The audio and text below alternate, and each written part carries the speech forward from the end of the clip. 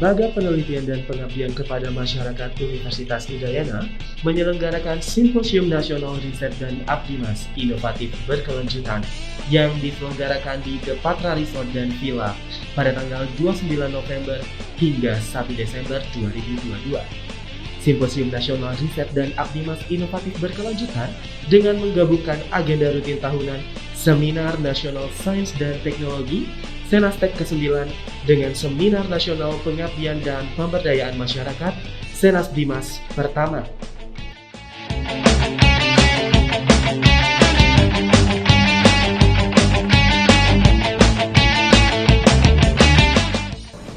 Om Swastiastu, salam sejahtera untuk kita semua. Saya Inyoman Giriantara, Rektor Universitas Udayana Denpasar, Bali. Jadi pada kesempatan ini ingin menyampaikan selamat dan sukses atas terselenggaranya Seminar Nasional Sains dan Teknologi Senastek yang ke-9 dan Seminar Nasional Pengabdian kepada Masyarakat Lembaga Penelitian dan Pengabdian kepada Masyarakat Universitas Udayana. Tujuan diadakannya Senastek ini yang pertama tentu sebagai wadah untuk mendiseminasikan hasil-hasil penelitian dan pengabdian kepada masyarakat yang dilakukan oleh dosen dan peneliti di lingkungan Universitas Udayana, karena mereka sudah menerima hibah penelitian dan atau hibah pengabdian kepada masyarakat dengan dana yang diberikan oleh institusi dari Universitas Udayana yang bersumber dari pendapatan negara bukan pajak PNBP Universitas Udayana tiap tahunnya, dan juga mendapatkan hibah dari kementerian melalui dana sentralisasi.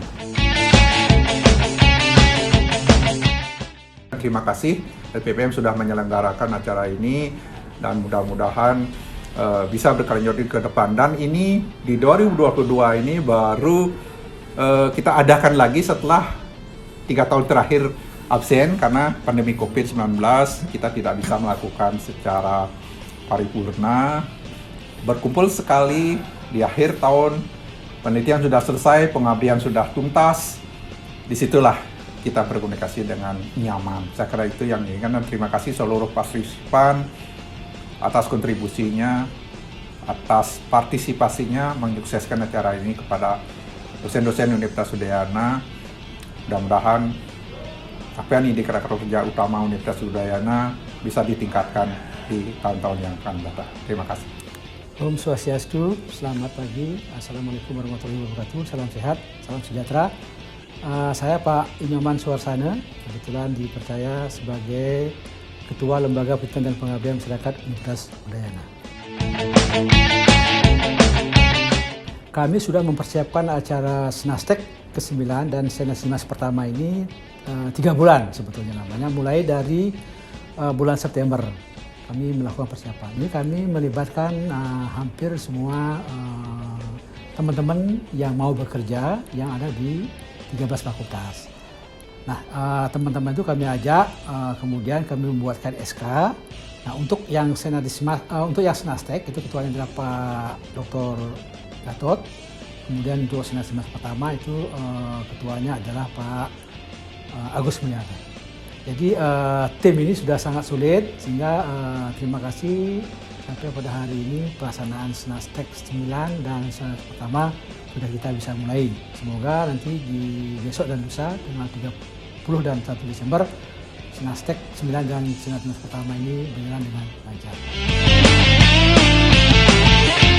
Diikuti oleh para peneliti dan pengabdi yang mendapat pendanaan dari internal Universitas Udayana, itu dana PNBP, dan pendanaan dari DRPPM. Nah, untuk penelitian berjumlah sekitar 1.127 penerima manfaat, baik penelitian maupun pengabdian. Nah, di antara 1.127 itu untuk penelitian berjumlah 913 makalah judul, dan sisanya 214 itu adalah pengabdian dan pengabdian. Nah, dari 1.127 judul makalah, baik penelitian dan pengabdian, kami akan melakukan diseminasi selama 3 hari, seperti yang kami bilang sebelumnya. mulai tanggal hari ini 29 November kemudian sampai dengan 1 Desember 2022. Saya kira demikian. Assalamualaikum warahmatullahi wabarakatuh. Selamat pagi, salam sejahtera kita semua. Perkenalkan saya Ferry Ramadan dari Badan Riset dan Inovasi Nasional. Saya ditugaskan saat ini sebagai mengawal program daripada startup atau perusahaan pemula berbasis teknologi. Dan jujur saja sejak tahun 2011 saya mengawal startup ini. Dan sampai sekarang pun di BRIN saya pun tetap ditugaskan. Ya kalau sekarang karena resolusi jabatan di bawah direktur itu langsung koordinator. Jadi sekarang saya sebagai koordinator perusahaan pemula berbasis riset. Kami diminta 2 narasumber, yaitu terkait arah dan kebijakan untuk mendukung hilirisasi riset dan inovasi.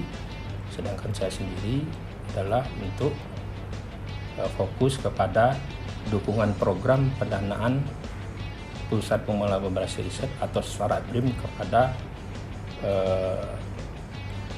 hasil riset peneliti yang diasumsikan adalah dari from laboratory to market.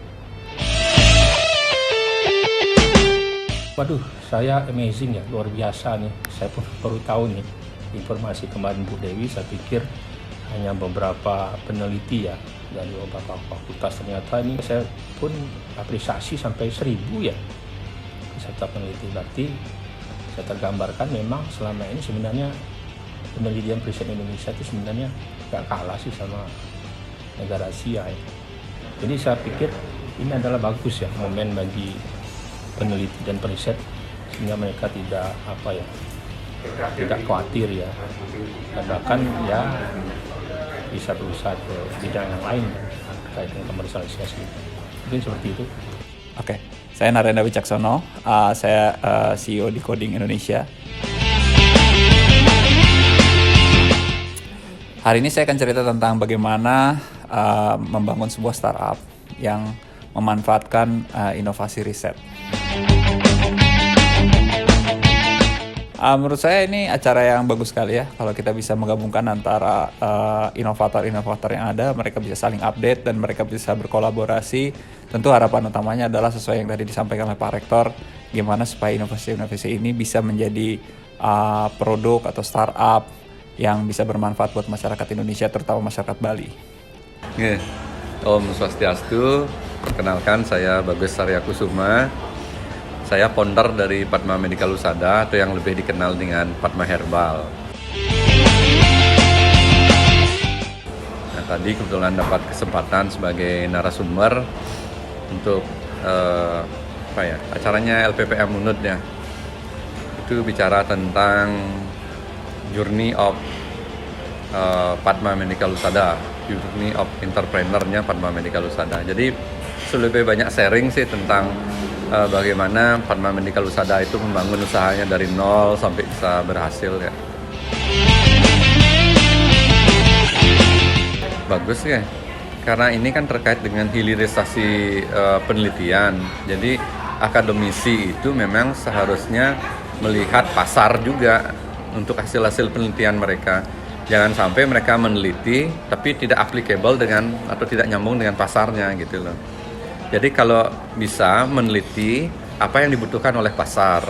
Jadi begitu penelitian itu jadi berhubungan dengan produsen, itu bisa collab mereka antara perusahaan dengan hasil riset ini, karena akademisi ini menjadilah dia suatu produk yang dibutuhkan oleh pasar gitu loh.